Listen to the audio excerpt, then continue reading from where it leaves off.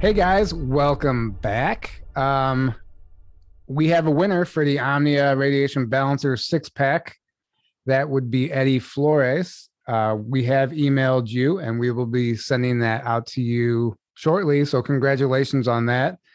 And if you guys don't know what the Omnia Radiation Balancer is, it is a patch that you put on any radiating device that balances the frequency, harmonizes the frequency, turns it into actually something that's turning out to be beneficial for your body. It's not an EMF blocker, but it literally harmonizes that frequency. And they have pendants now, which are amazing. I've been wearing mine every day. I really love it. Some people are claiming they feel energized wearing it, but it's supposed to work with your energetic field and create a field that just protects you in general and not just the devices. So it's really great stuff. We offer 10% off if you use our link below in the description with promo code TRUTH in all caps.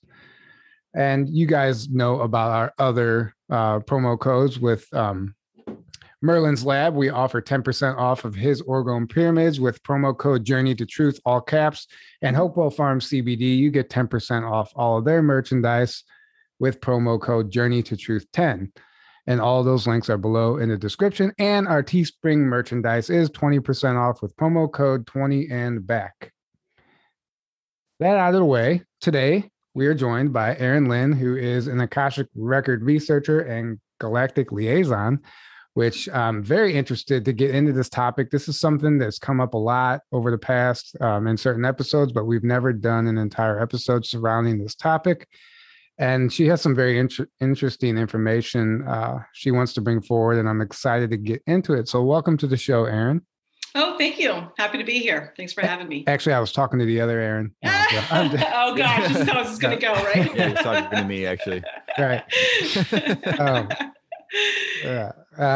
So, yeah, I'm really excited to get into this topic. Obviously the Akashic Records, it can be controversial sometimes because everyone has their own perception of what it is. So I just want to, like, a little disclaimer. This is your experience with it.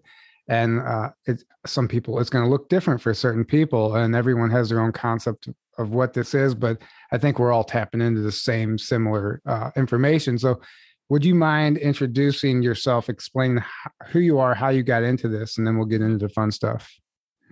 Sure. My name is Erin Lynn. I think I've always been psychically oriented or inclined my whole life. But, we're kind of told that that's not really real. And if you hear things and see things that aren't a tangible reality, then of course, it's not real. If we can't touch it, it's not real.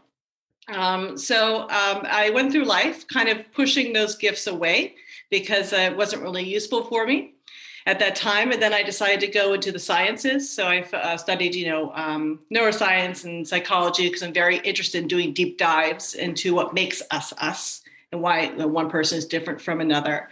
And of course, that further was pushed away because that really didn't have any space in my educational and career trajectories. But anyways, I had so many strange things happen to me that cannot be explained. I knew there was something else. So as life would have it, I kind of stopped doing the science stuff and I had to focus on something else for a while. And then at that point, I decided to finally kind of allow to develop my gifts. And then I was actually right away pushed into working in the Akashic Records. So that's just kind of, it was almost a choice. It was just something that happened.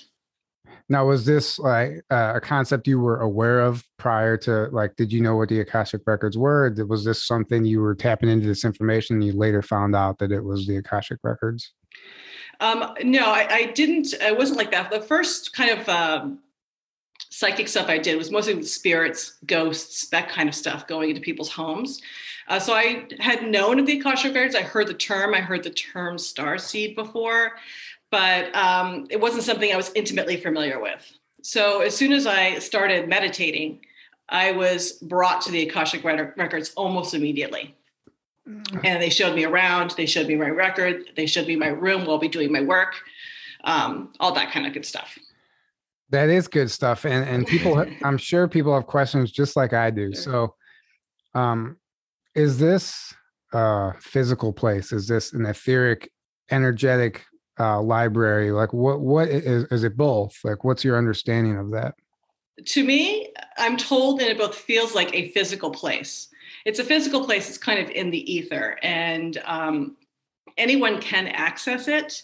The books, the records I actually see, it's physical. I cannot read the text within the books because the soul records, because it's looks like it's in handwritten and it's like some weird language that I don't know. So when I get my information, I'm asking my guides that are specifically there to grab the certain records that I need to read. And then I will ask questions and then they find the information and I get the information that way. So I'm not physically reading a book, but I see a book there and I see writing in the book. Interesting. Yeah, like a lot of the tablets, like the Emerald tablets and all the even the Ten Commandments, stuff like that. Like, I feel like they're all keys to these libraries, and they hold information, and they're all one. They're all related, and some of them are in like cuneiform writing and stuff like that predates the hieroglyphs. So it's interesting to see where this information stems from, how far back it actually goes, because it predates humans, by a long shot. Definitely. And each one has an individual, their own soul like record. So you have one, I have one. Also, animal souls have them. Locations have them. Even trees. Right. So it's just a record for everything in the Akashic records, an individual record. Now, this is more like a universal information, not just human and earthly. Oh, no. Yeah. It's any soul that's been created in this universe or even other universes. If a soul's ever been created and they never die, then their information is in the Akashic records. So the records are vast. Wow. Yeah. Yeah. I can imagine. Yeah. So you started doing readings. You were having success, I imagine, because you're still here doing this today. Now, do you get information more on like past lives? Is that what kind of information comes through during a typical session for an individual? Well, I tend to do my research ahead of time. So I would, someone give me their information, give me permission to access their soul record, because I can't be nosy and just, without someone's express permission to do so. So they give me permission, and then I do my research. And I like to do it on my own just because it gives me space to ask more questions, because I tend to be very detailed. And then I kind of review my findings with the client afterwards and answer their questions. But I do very involved. I'm a details girl. So I like to do very involved and deep. Also, my psychology background and that deep desire to really understand. So I'll find out how old your soul is, how long it's been incarnating and doing its journey, where you chose to have your first incarnations, whether you're a starseed or not, and if you are, where. If you have a secondary, I'll find that, certain trainings you've undergone. I do some past life stuff, how long you've been coming here. Also kind of life lessons and stuff that you're learning in this lifetime. So it's a lot of information. It's a tremendous amount. Yeah, I think it's important to understand the origins of our soul, like where we come from, because that's the whole game of the cabal. They want us suppress not knowing where we came from, because if you don't know where you came from, you're never going to know where you're going. You're never going to get where you're supposed to go, I should say.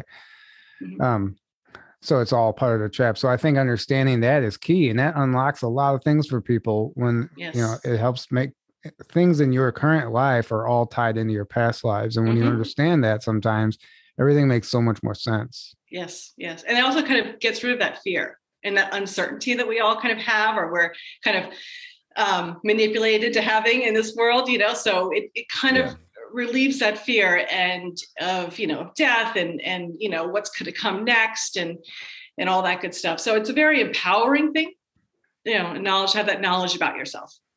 Right. For sure. Yeah, absolutely. So as far as, there's so many questions. I'm curious more about the actual library. Like, you were shown a place and you were even taken to a room. Like, would this exist in another dimension? Is it something in inner earth, like a place we can access? People can access it. Obviously, we can't physically access it. It's like I can't, in my earth body, I can't walk in there. But I'm just told it's a physical library, that is a portal in the ether to go there. So I don't know exactly where it is, but it's not on a planet. It's not on the moon. It's just kind of in the ether. Okay. That's interesting because I've heard of actual libraries that exist places here on Earth. For one, under the Vatican, I've heard of an inner Earth library. I've heard of like a crystal library underneath like the Greenland area. I've heard of Venush, an island on Venus, or island, a library on Venus, Pluto, even Nibiru. Apparently, like all these places have like records. It's interesting to me, and I wonder if like all of that is collectively part of the Akashic, or if it's something separate. Well, I think they might be separate. I can't speak to all the ones you talked about, but I do know that there's a library on the planet Alderman that kind of deals with their creation aspects and some of their information based on kind of their own history and how they do things and how they create. They're kind of a major creative force in our universe, these beings. And so I know that's called the Imperial Records, or they have me call it the Imperial Records. And I know that's there.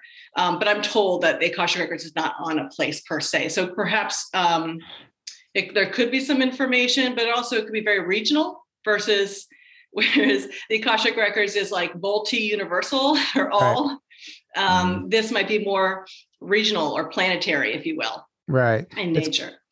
I've had it described to me before, like even our own knowledge, like everything, it doesn't exist in our brain. It's actually like in a field surrounding us, and we tap into that and pull it in. And I feel like maybe the Akashic is right there in that same field. We just have to know how to access it or something along those lines. I think also to our higher selves, our spirit guides could be also feeding us that information, because our higher selves are connected to the collective unconsciousness. That's kind of like the apex. I would call it the apex of our soul. That's a dimension of us that's still on spirit side, if you will, and connected to that universal. So I think a lot of times that information comes through the higher self, it's still anchored there, and also or your spirit guides as well. Right. And you could be getting some from the Akashic Record, sure, but I think there's other ways to get that information sometimes. Were you going to say something, Erin? Oh, I was just saying the morphogenic field. Oh, okay. A lot of people term it. Yeah. Oh, okay. That's whereas like our minds are, like you said, it's not in our brain. Our brains are as a receiver for it. And that's why the things like the 100th monkey effect are a thing, because we're all sharing the same field of a mind, essentially. So, same reason why an idea hits the collective, and all of a sudden you have people all over the world getting the same idea for something. Yep.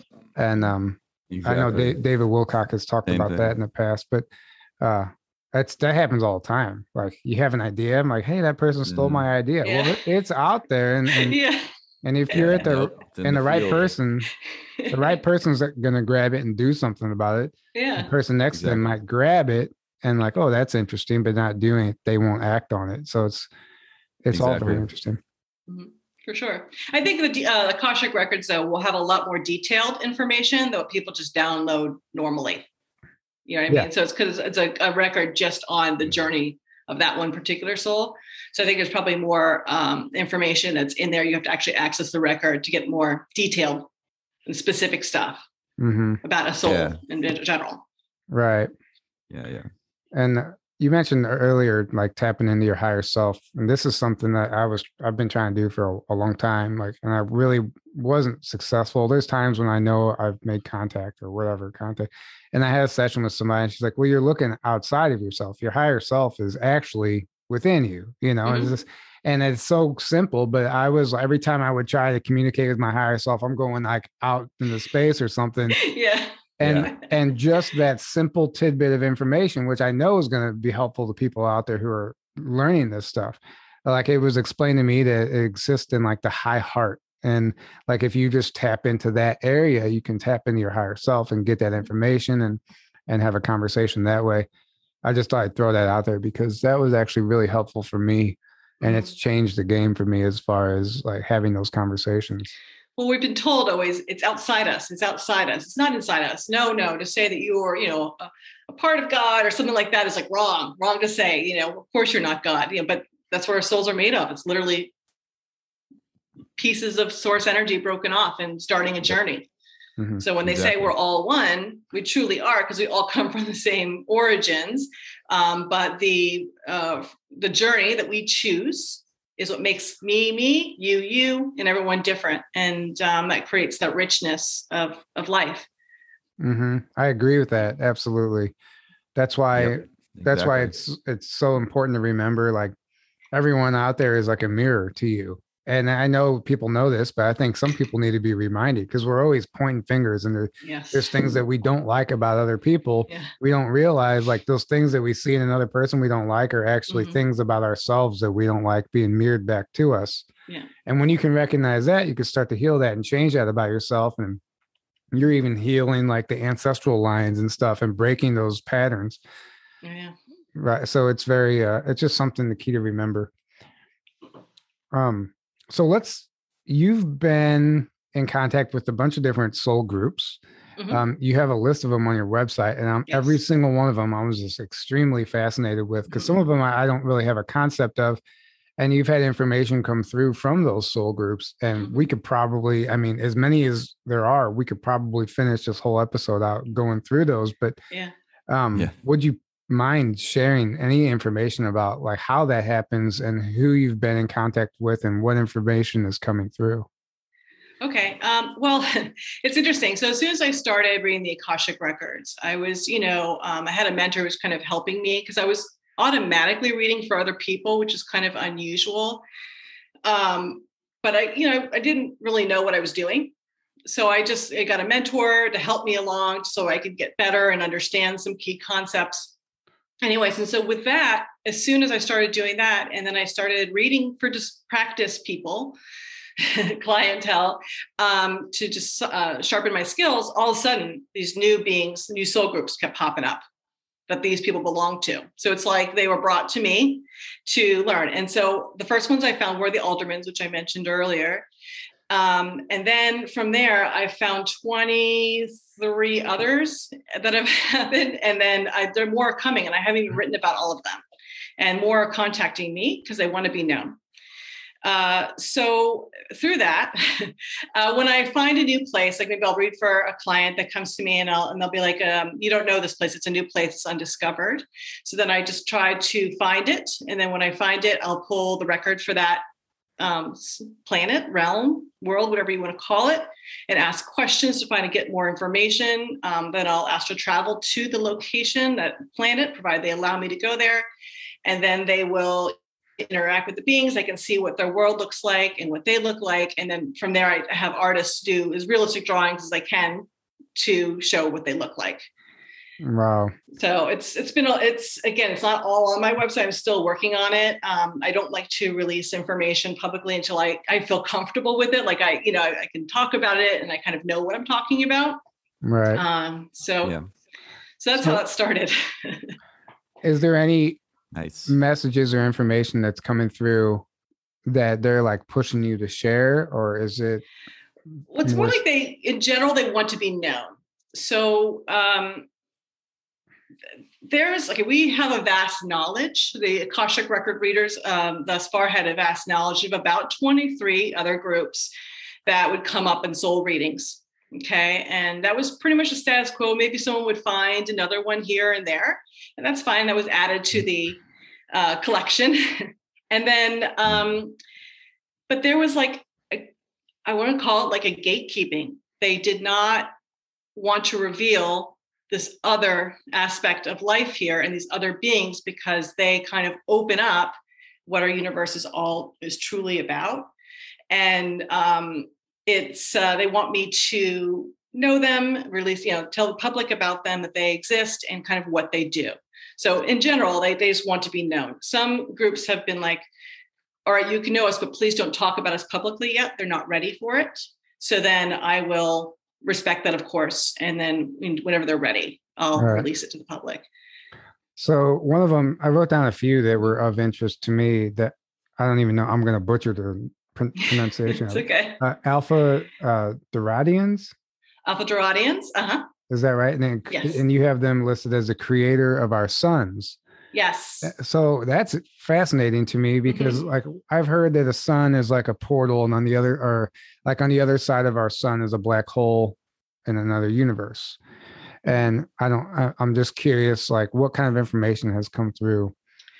Well, sunlight gives life, right? So it's extremely important to creation because it maintains life. So it's an important aspect for obvious reasons. The Alpha Girardian planet itself is the generator, if you will, for all the suns in the universe. And whenever new realms are created or new solar systems or whatever, these Alpha Girardians will work together to create the suns, how it's represented in each realm, and how it works, and maybe how many, all that good stuff. So they're kind of the responsible ones for suns in general. As far as being a portal, they never told me about being a portal. There are portals everywhere. The sun is not really, I don't know why you'd make the sun a portal, because there are portals everywhere on all these planets, and our planet included. Right. Don't tell me exactly, don't ask me exactly where they are, but I know that they exist. Oh yeah, they're for sure. Yeah. And there are portals on all these other planets and stuff like that too. So I don't know if you need the sun to be a portal. It could be, but for them, they see it as it gives and maintains life. Right. Well, my understanding of it is that the sun is a portal to other universes. So we have all the portals within our own universe, galaxy, solar system, dimension. But then if you want to travel different universes, that's what. So when we find a black hole in our universe, on the other side of that black hole is a sun in another universe. Oh, okay. Apparently. And they haven't told me that. I can check for them, and get back to you on it for sure. But they've never kind of mentioned it's a portal. It's kind of more, and this is interesting. The Alpha Girardians are interested in being known for what they do, but they're not super outgoing.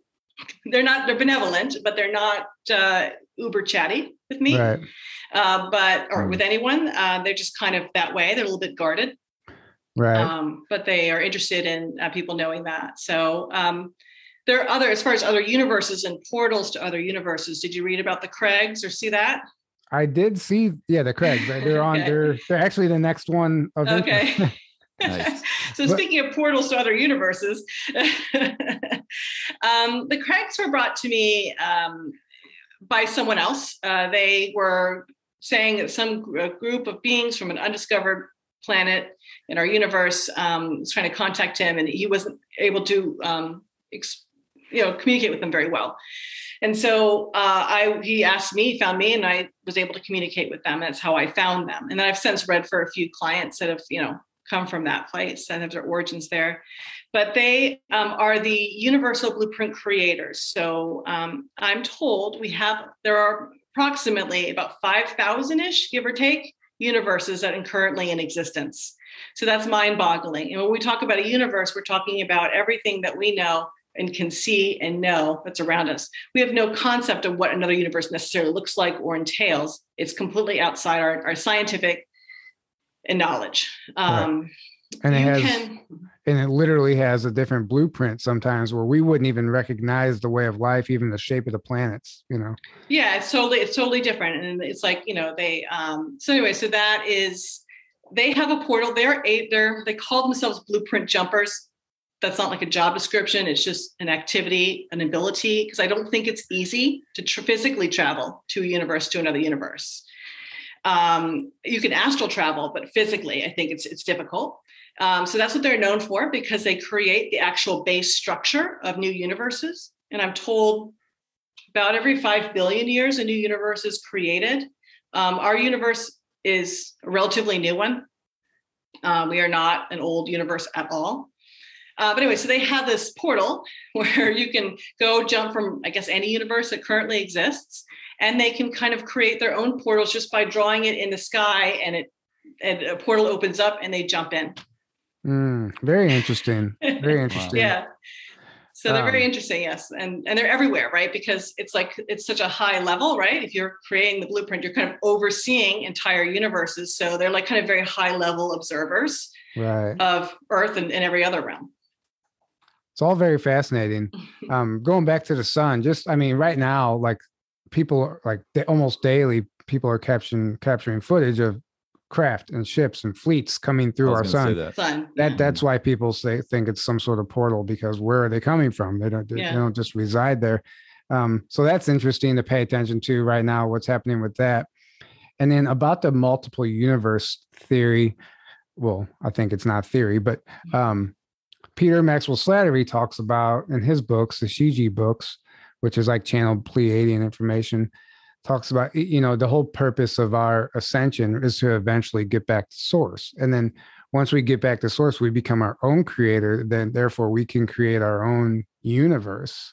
And he explained that's how that process happens. So like ultimate enlightenment is to be able to become your own creator and design your own universe. So I wonder how that would corroborate with the Craig's information. Yeah, I don't know, but the Craigs were not known until recently. I don't know when William wrote that book. Again, the Craigs were not known. The fact that there's a race or a group of beings that do this, and that's their responsibility, was not known until literally 3 weeks ago. Right. It is to new. us. It's new to me. Yeah. I've never.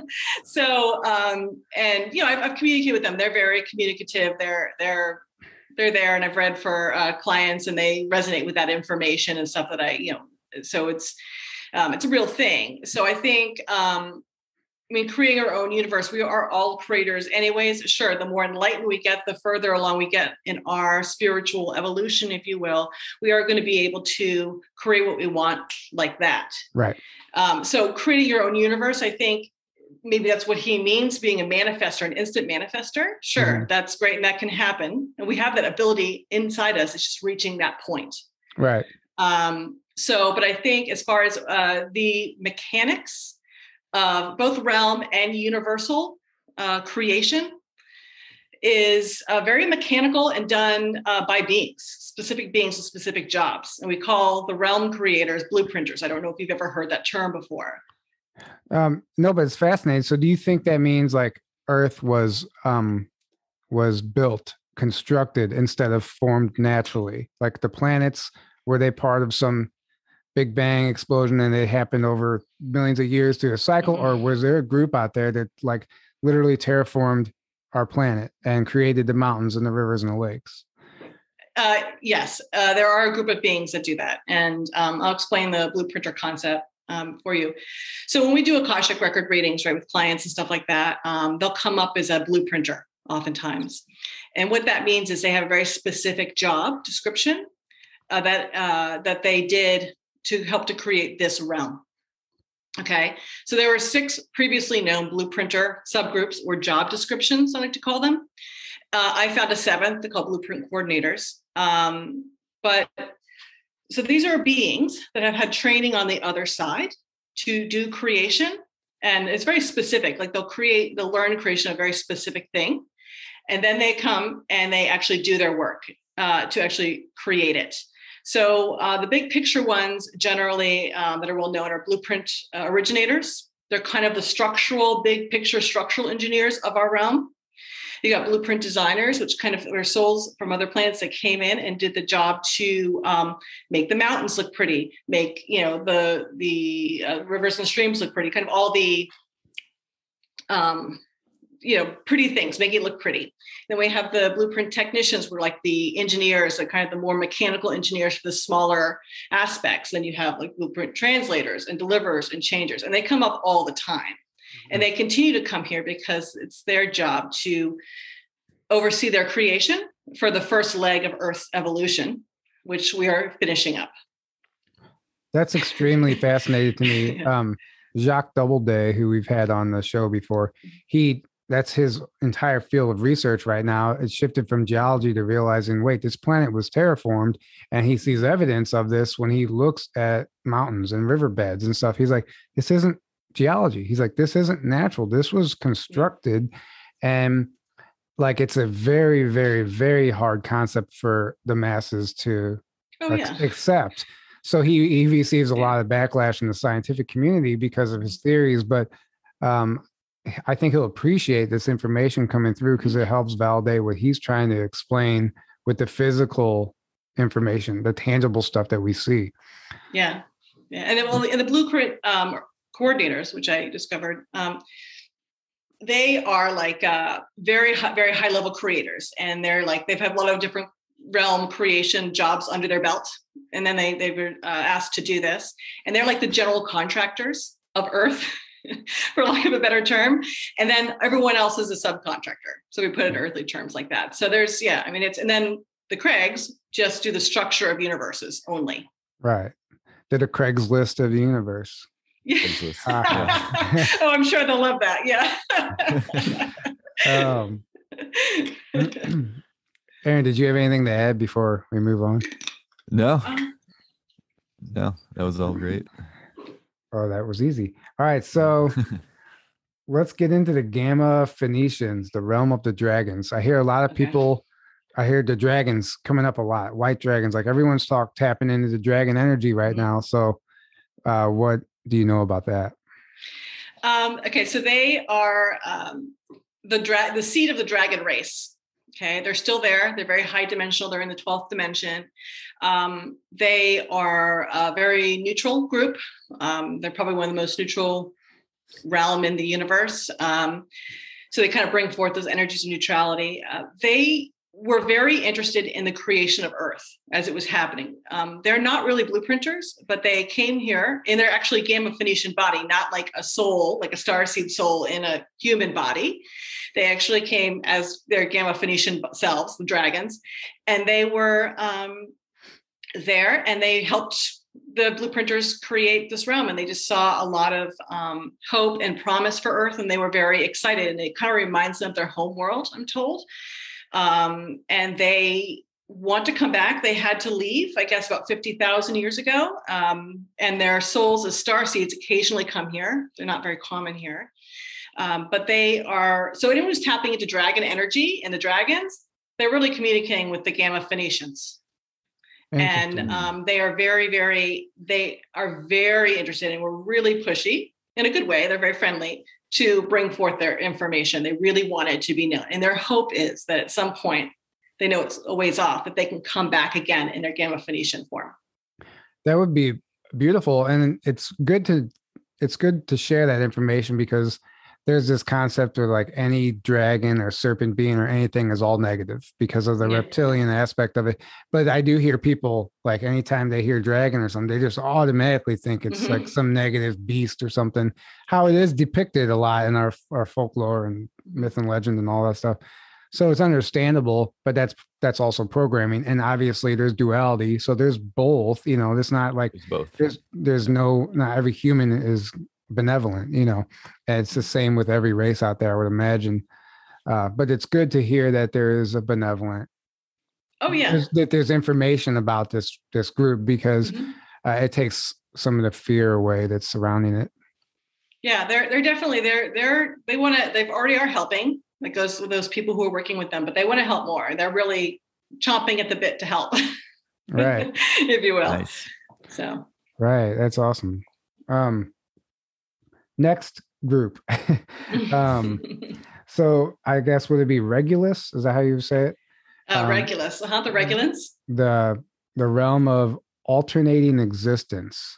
Explain that, please. Yes. So this group was very wary of communicating with me or being known. They actually initially blocked me from reading their record. They blocked me from going there for a while. It came up because I had a client that was from there. I've since had several, but they're very uncomfortable. They just don't really enjoy interacting because they've been burned with these low dimensional, 3D dimensional earthlings. They're just not interested in it. So anyways, they were somewhat coming to me to show their displeasure, and they were looking to me like almost like a white outline of a face, like they were non-physical beings. And I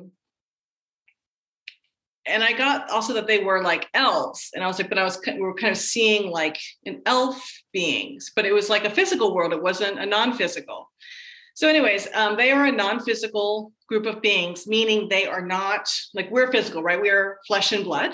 Mm-hmm. They can disappear, be invisible, and as well as our whole realm can be.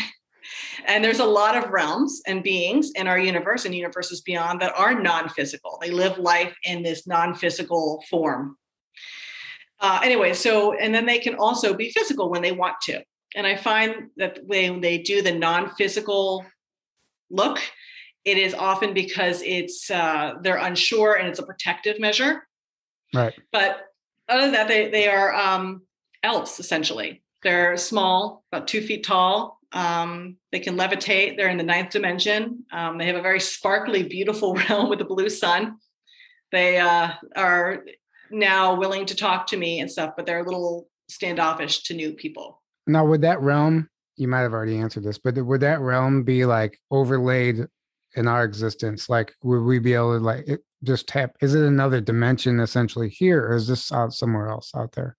I see it, how it's shown to me. And again, I'm just also an earth being that's trying to figure this out and understand it in our own consciousness and what we can understand some of this stuff. But I get it. It's on Alpha Leonis. It's actually on a planet. Okay. So this is their planet there.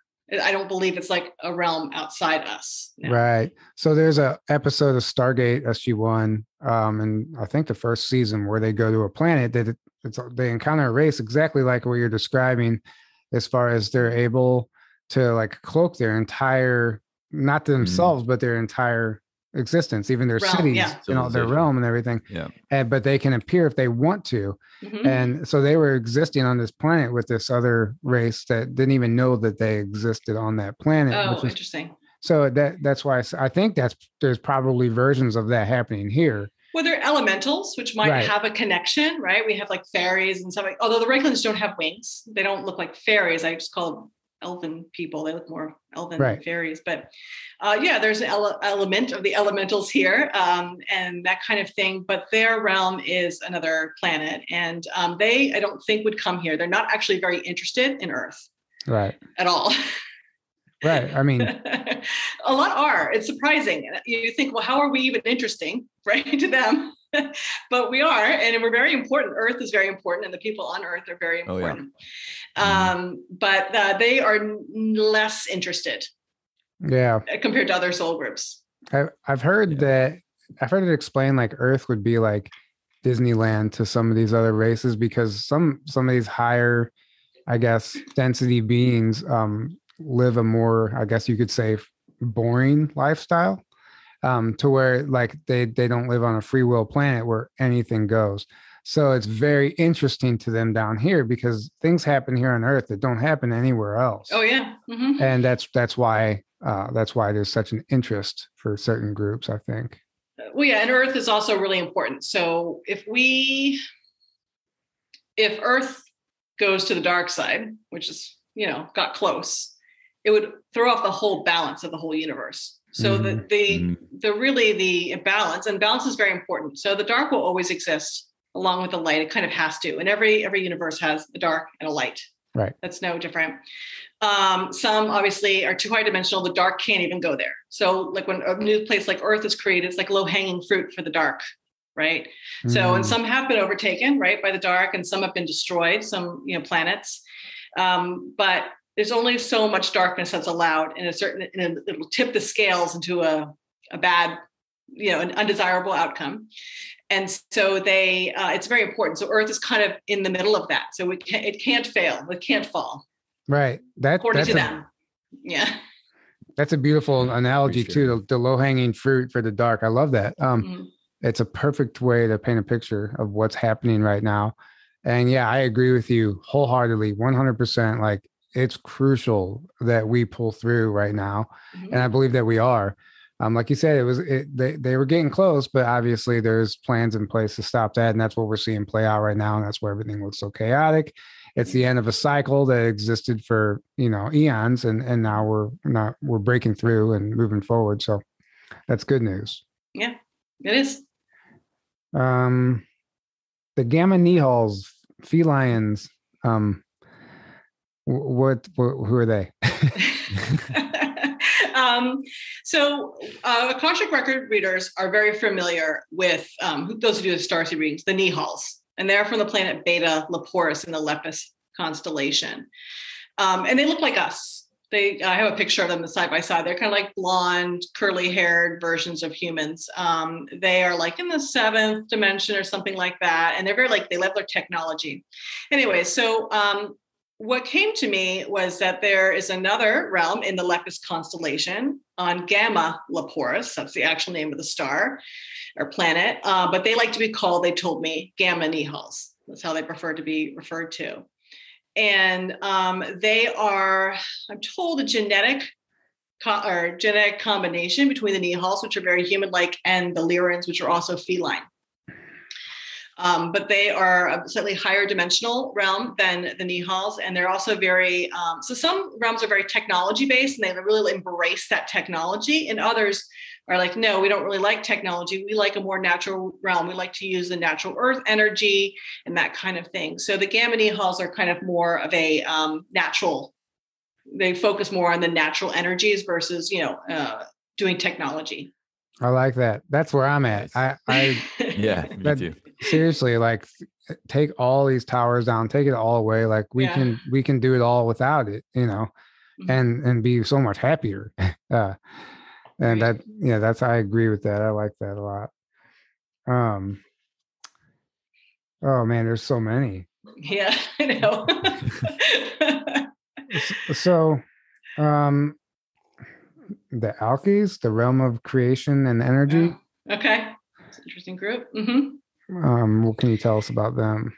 Okay, so I happened upon them. They are from the Crater constellation, and their star is called, the scientific name is Alpha Craterus. And they are, they like to name Alkees. I call them Alkeans because that's the Arabic name for their planet. A lot of times they'll prefer to be called that. They are no longer coming here. They used to come here a lot. But in general, they don't come here anymore. They're not allowed to. And they are big time creators in the universe. And they actually also create energy that we have in the atmosphere. So I don't know if you've ever seen it, but I can see it on a clear day. I can look in kind of the blue sky and I can see the actual energy in the air. Have you ever seen that? It looks to me like embers when they pop off a flame, but it's not, it's like white against the blue. It's not like a flame. And it kind of goes in that circle. And that's actually the natural energy in the ether. And they provide that somehow in the universe. And so we actually have all the energy we need in the ether, free energy. Everyone does. Of course, here, we don't have access to it, but they kind of are the creator of realms, and they are also the creator of energy. So they're very important. I think we do have access to that energy. It's just we're being so steered away from it. Yeah, we're not allowed to. Yeah, and anyone who tries, that's what they get suppressed, and anyone who tries to work on a free energy, like till the control system falls. Yeah, right. It's happening. It's coming. Right. Yeah, we got to be patient.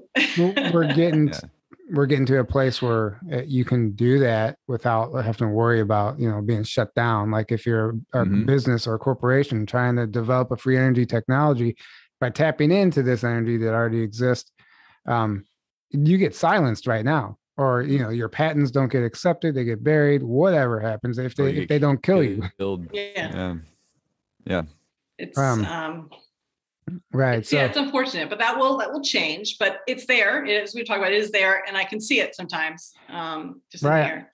I bet you we've all, I mean, maybe not, but like I'm sure a lot of us have seen that and not known what we were looking at. Like you probably we see stuff every day, and that we don't have a way to describe it or define it. Like, oh, that's interesting. Like I've never seen that in the sky before, but we have no idea that it's the literal energy flow of our existence. Yeah.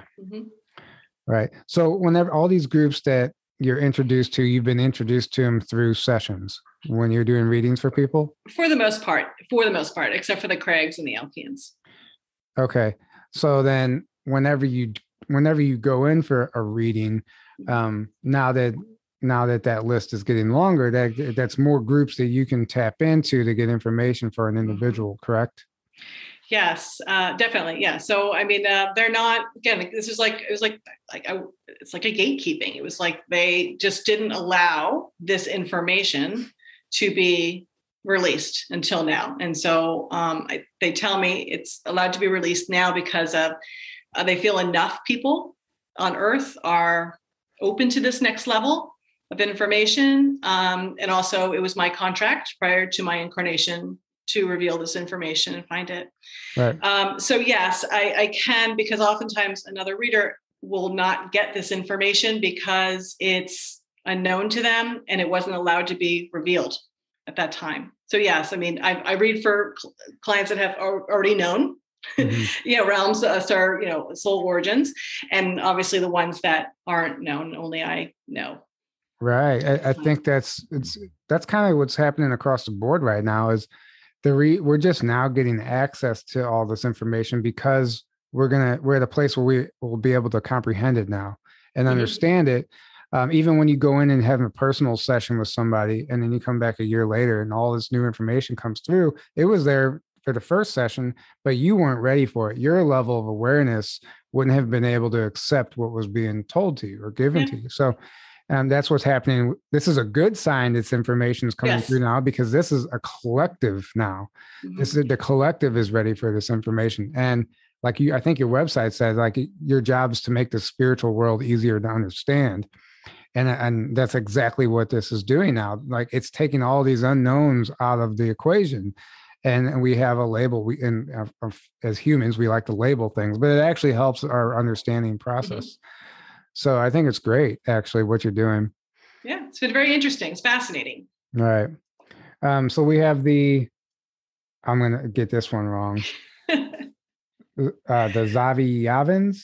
The Masters of Enlightenment. Yeah. This reminds me of like a monk or something. Kind of.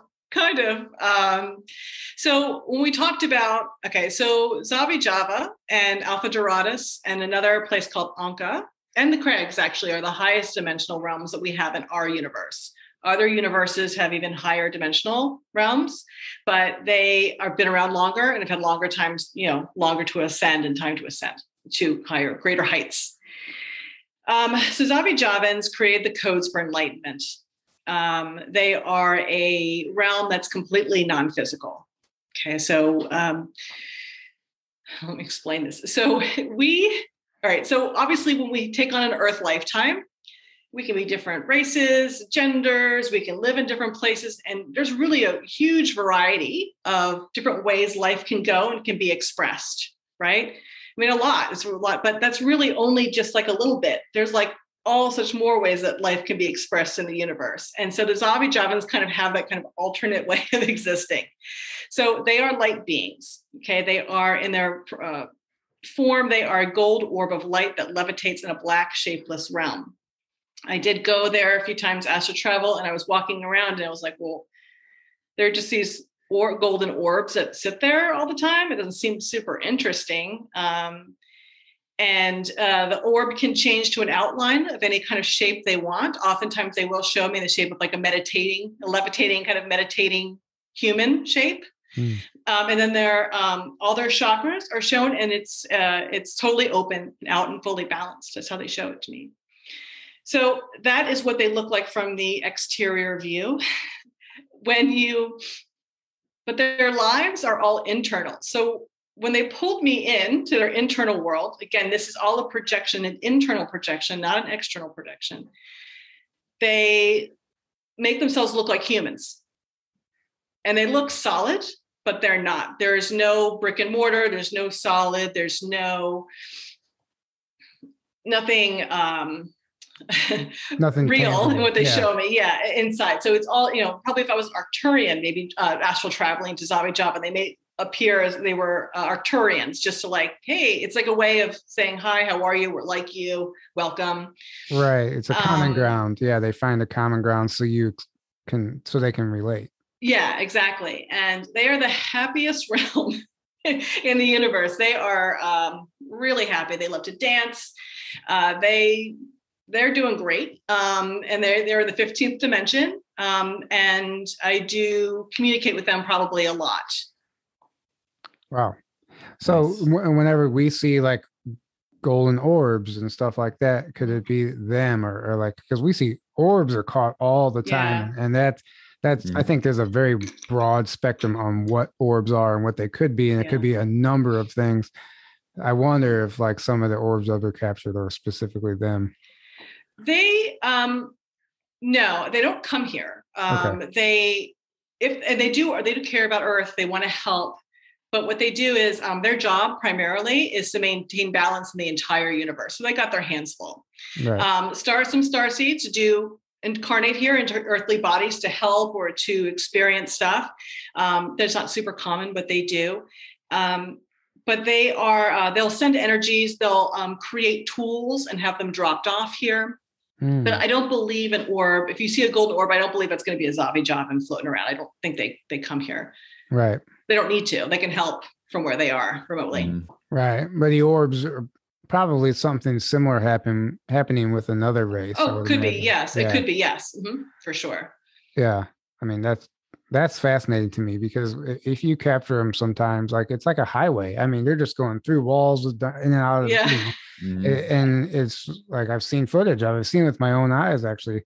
And up at East City Ranch, like if they have an infrared light facing the field and then you look at the infrared light with night vision goggles, essentially you're seeing into the fourth dimension and you see things that you just will never see with your naked eye. Erin, you were there night when there was like thousands and thousands of orbs. It was the most flying all over the field there. It was crazy. I mean, they could be earthbound spirits as well. They could be elemental spirits as well. Sure, it could be some sort of extraterrestrial coming as well. It's entirely possible. That's why I say it's a very broad spectrum. It could be anything or all of it. Like, that's one of those things. I guess we'll just find out one day. Yeah, more to be revealed. It's interesting to me. You said they like drop off tools. Like, explain like what kind of tool would they give us? Like, so they'll send energies, like helpful energies, to us and other places too. I mean, they're obviously concerned with the entire universe, not just Earth, but Earth is obviously very important right now. They will have created tools like crystals and stuff like that. So for instance, I mean, they had them kind of dropped off on Earth. So they created like shungite. Nice. They created that, and that totally balances us, right? And when you ask what chakras does the shungite work on, it works on all of them, all 7. So that was a tool that they gave us. They created a tool called the blue striped euclase, and that is a kind of a rare crystal, but it's a crystal that's here that we can use. So for those that want to use those tools, so whenever we hear this is a high vibrational crystal from somewhere, outer space, they say. Well, yeah, a lot of them come from these realms that we just discovered, and they were given to us.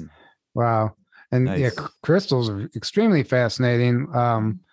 Like that crystal library, I've heard people talk about, like it's crystals hold all this information, and it's like they store data, and if you know how to charge them properly and activate them, you can access that.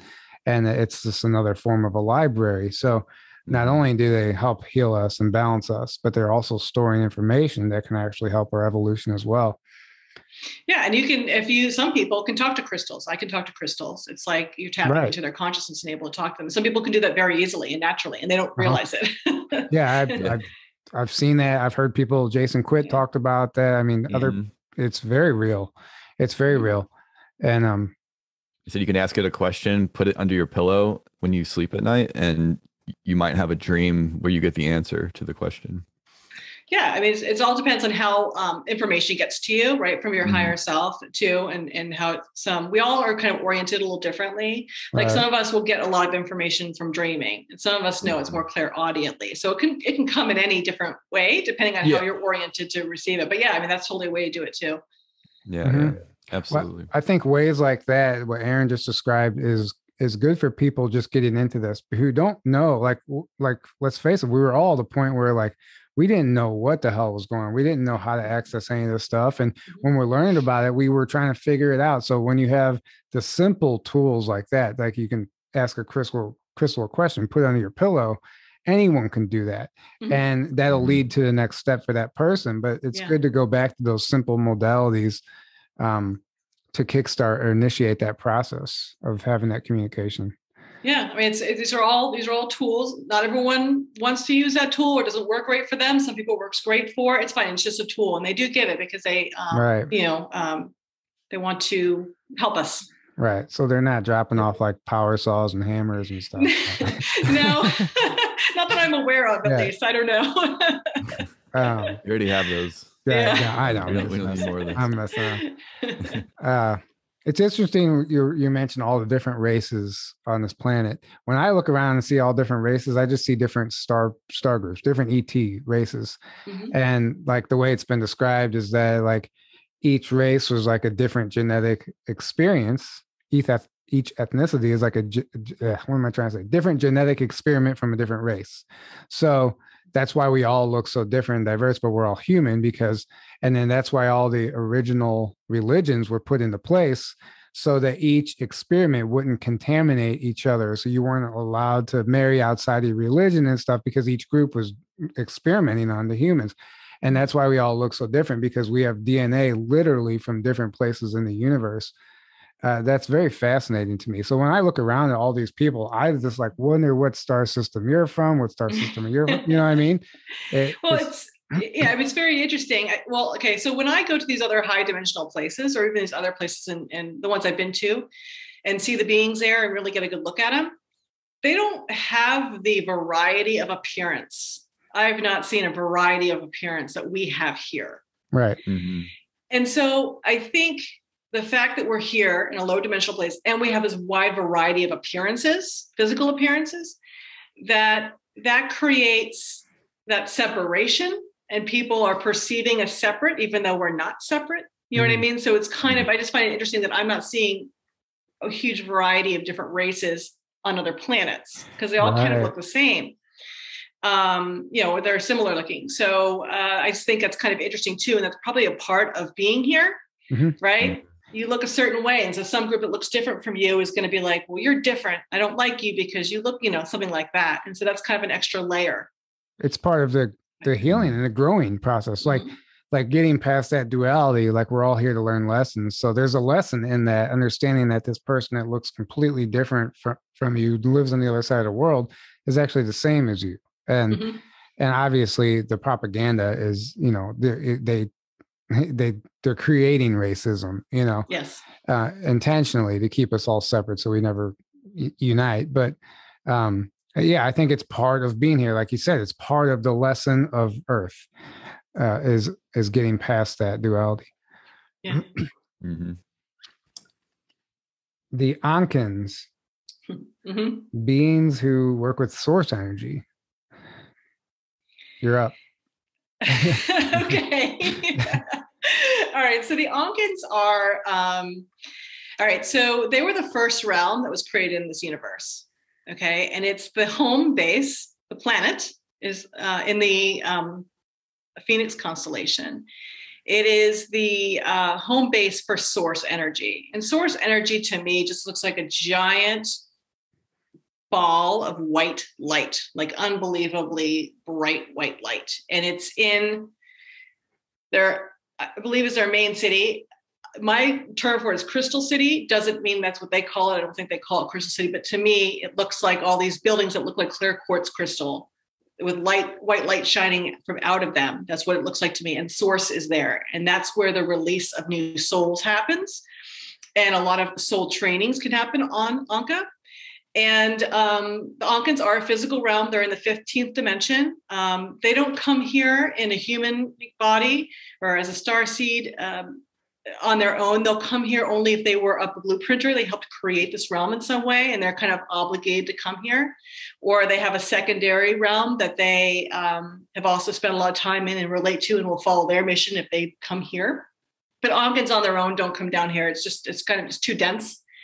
But interestingly enough, the planet where God lives, essentially, they all look like frogs, humanoid frogs. Wow. So they don't like being called frogs. That would explain the Pepe, yes, and why that's such a threat to the dark. Yeah, there you go. I'm serious. There you go. Yeah, no, I know. That's no coincidence that movement they don't know why they're using that, but that is subconsciously, that is why they are using it. And that is why, yes, because that is the realm of God, essentially. Wow. I just got chills. That's very interesting. I mean, I've heard about like, excuse me, like an ancient race here on Earth that was like a frog type of being apparently or something. And it was depicted after that. But obviously the information you just brought, it makes a lot more sense and why it would be used. Like some random person didn't just decide to use a frog. I'm sure that was part of the operation. Well, they tell me there's an artist or some cartoonist or something, an animator that created that Pepe character. Because once I found them and then I started seeing this Pepe character being used, so like, wait a minute, hold on, there's a connection here. So then I looked, or then I asked, I said, well, did this artist know about the Ankins? And they got no. Subconsciously, they gave him the information. So he would create that character, and that character would be subconsciously led to be picked up for that movement. I think that happens all over the place in our movies, comic books, whatever it is, artwork. And I think even a lot of disclosure that we see in movies, some people think, oh, it's like CIA is giving them a script. Sometimes it really is the artist like getting these ideas, but they're being given to them and it's real information that they think they're imagining, but it's actually something real. Mm-hmm. And that's where a lot of disclosure comes from also. But then other times, like, George Lucas or somebody will be handed a script and be like, hey, here's your movie, or Steven Spielberg. Make that. Right. Apparently that's what happened with Close Encounters of the Third Kind, Steven Spielberg. He checked into a hotel and wrote the script in like 3 days, record time. Usually it takes months, right? And then there's like 10, 12 like rewrites and edits. Apparently there was no rewrites. And he came out of the hotel 3 days later with the script for the movie. And there's a lot of information surrounding that movie, but there's a lot of disclosure there, you know? Yeah. Well, also they disclosing it how they want. And, also they're trying to frame what humans that watching that movie think about extraterrestrials. They want to be in control of that narrative. Right. It's very interesting. I didn't know that, he wrote it in 3 days. Right. And it's almost like he didn't write quote unquote wrote it in 3 days. Yeah. If he even wrote it. Yeah. Yeah. And the entire movie was filmed on a military base, which is interesting. It's very interesting. And even Steven Spielberg himself couldn't get through the gate without his badge, even though he was a director. Like apparently he was turned away. Like if he didn't have his badge, like, no, you cannot come in here without your badge. And so it's like, there's a lot of interesting stuff surrounding that movie. Anyway, sorry to go on. Yeah, that is interesting. I didn't know that. Thank you for telling me. Actually, it's all in this book right here. The book I always refer to, The Secret Journey to Planet Serpo. Mm-hmm. There's a whole chapter on that movie, actually, because apparently that movie is disclosure of an actual journey that President Kennedy okayed for 10 or 12 astronauts to go spend 10 years on another planet, whatever, blah, blah, blah. And that movie, at the very end scene, when they're all 12 astronauts are boarding the ship, is apparently like that direct disclosure of that actual journey, that mission. Oh, interesting. Okay, cool. Anyway, tangent over. So we can go on and on with these races, which is absolutely fascinating. But is there any in particular that we haven't covered that you'd like to share with us? No, I don't know. I think we got a good sampling of them. All the ones that I've written about this can be found on my website, including the pictures of the beings and everything like that. So people can kind of see what we're talking about. Right. So let people know what your website is and how they can book a session with you and all that stuff, please. Okay. Yeah. So I'm at Akashic-Records, plural, -readings, plural.com. You can also just type in Akashic Record, which is singular.net. And it'll also bring you to the same place. So they can find, I'm always writing new stuff, posting that. I tend to focus mostly on new things that I'm, releasing and information. And then from there, they can contact me or they could book a reading should they want to. Awesome. Yeah.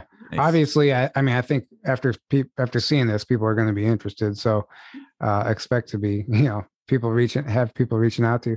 One more that I forgot to get that I actually had written down was the Alchibans, Alchibans. Okay, It's okay. So they're in the Corvus constellation, the Crow constellation. I think it's Alpha Corvae. I can't remember if it's Alpha or Delta. That's their planet that they're on. The Arabic name is Alchiba. They prefer to be called that. So some groups have had a lot of problems with other groups, or kind of had issues like Earth has had in their past, and it's created wars and stuff like that. And so some have decided to create a response to that by isolating themselves. So they will not allow other souls possibly to incarnate on their planet. So if you are a Nihal soul, you cannot incarnate on Alchiba. They will not allow it. They only allow other Alchibans, starseeds, to incarnate there. And if you decide, I want to leave, I don't want to incarnate there anymore, you can never come back. You have to adopt another place. So that's how their way of kind of dealing with the problem. They're a benevolent group. They are, again, not super chatty. Obviously, there's like some wariness there, but they allowed me to write about them and talk about them. They do allow very, very, very trusted members of their society and their group to come to Earth and do blueprinter work. Interesting. So on Earth. So, and then and with that, they also get information from these people who are incarnated here. They don't know, they're sleeping, and they just send it unconsciously. A lot of people are sending information to their soul group unconsciously. Right. And so they can get information. So they're interested, but they don't want any riffraff there.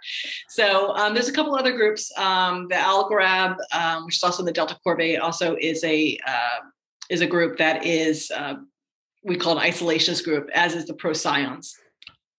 So whenever you learn about one of these groups, do you sometimes have to go like look up that star system, find out where it's at, or that constellation, find out where it's at? Like, because obviously some of these aren't very well known to the average person. So like what that sends you down a rabbit hole then, yes. you know? Yeah. I mean, I get that. Yes. I mean, it's a lot of work to understand that, but they want to be known. They're bringing themselves forward to me because they could say something else if they wanted to, if they didn't want me to know about them, or they would block me from finding out about them. They do have that control. I can't force the issue. It's a lot of work. And then to have the drawings done, everything like that, and to fully understand.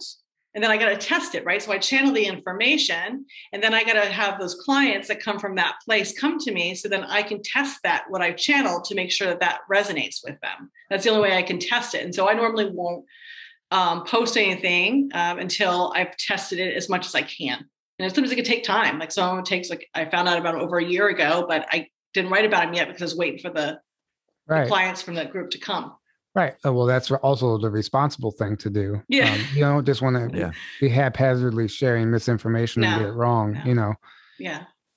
I mean, it's a work in progress. I can always edit. And if I might find new information and I'll say I was wrong, here's the new, but certainly I'm open to that. But I do try to vet the information as best I can. Right. That's smart. And that's good. One last thing. Like, what kind of advice would you give to somebody if they wanted to try and tap into the Akashic records themselves? Well, everyone has, a right to their own record. It's a different story to read for someone else.